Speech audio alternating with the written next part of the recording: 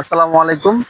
আজ আমরা উপস্থিত হয়েছি ইটনা সদর ৮ নং ওয়ার্ডের দারিগাপুর এবং শান্তিপুরের যে মধ্যবর্তী গুরুত্বপূর্ণ রাস্তাটি রয়েছে, রাস্তাটিতে আপনারা দেখতে পাচ্ছেন যে রাস্তার কি বেহাল অবস্থা।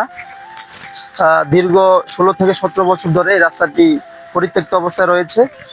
এই রাস্তাটির জন্য এই দুই এলাকার মানুষের দুর্ভোগ কোনোভাবেই কমছে না। বর্ষা এলে এই রাস্তার অধিকাংশ পানির নিচে তলিয়ে যায়। কাদা, গর্ত আর জলাবদ্ধতার কারণে সাধারণ মানুষের চলাচল প্রায় অসম্ভব হয়ে পড়ে। কিন্তু এই রাস্তা দিয়েই প্রতিদিন স্কুল কলেজের শিক্ষার্থী, কৃষক, শ্রমজীবী মানুষ, ব্যবসায়ী এবং অসুস্থ রোগীদের জন্য যাতায়াত করতে হয়।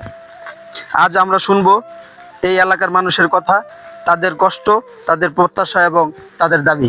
আসসালামু আলাইকুম ইয়া রাহমাতুল্লাহ। আমরা এই রাস্তার লাগে যা কষ্ট হইতেছি যা করবার মতো না। বাইরে জানি না বৃষ্টি বাজার এই রাস্তা বালা ও না তাহে না। এই রাস্তা যদি আমরা না হইতাম আমরা খুব কষ্ট, বিরাট কষ্ট। আল্লাহর রাস্তা আমরা দয়া করে আমরা রাস্তাটা সঠিক করে দিন।